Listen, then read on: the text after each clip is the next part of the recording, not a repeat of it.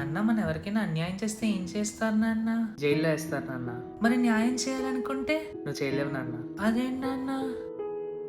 అరే నాకెందుకు ఈ కోల్కతా కేసు సరైన దారిలో వెళ్తుంది అనిపించట్లేదురా. పద వెళ్దాం. ఎక్కడికి రా? పోలీస్ స్టేషన్కి. సరే కోల్కతా కేసు ఏమైంది? ఆల్రెడీ సస్పెక్ట్ దొరికాడు కదా, మిగతా ఇన్వెస్టిగేషన్ చూస్తున్నారు కదా. సరే అది నిజంగా అంత స్ట్రైట్ ఫార్వర్డ్ కేసు ఉంటే ఆ హాస్పిటల్ అథారిటీ వాళ్ళు ఒక రేప్ కేసుని సూసైడ్ కేసుని ఎందుకు చెప్తారు? అసలు ఇన్సిడెంట్ జరిగిన ప్లేస్ ని రెనోవేట్ చేయడం ఏంటి సార్? ప్రూఫ్ తీసేద్దామన్నా? సార్ మీకు కూడా తెలుసు అది చేసింది ఒక పర్సన్ కాదని. చెప్పండి సార్. చెప్పాం కదా ఇన్వెస్టిగేషన్ చేస్తున్నాను, మా టైం వేస్ట్ చేయకండి. అని రే వాళ్ళు మాత్రం ఏం చేస్తారు, పద వెళ్దాం.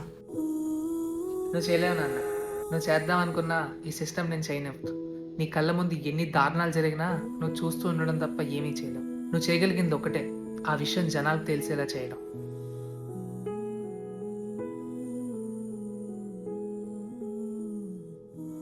నాన్న మనల్ని కాపాడే వాళ్ళని ఏమంటారు నాన్న? దేవుడు అంటారు నాన్న. అంటే ఇప్పుడు డాక్టర్స్ దేవుళ్ళతో సమానం కదా నాన్న?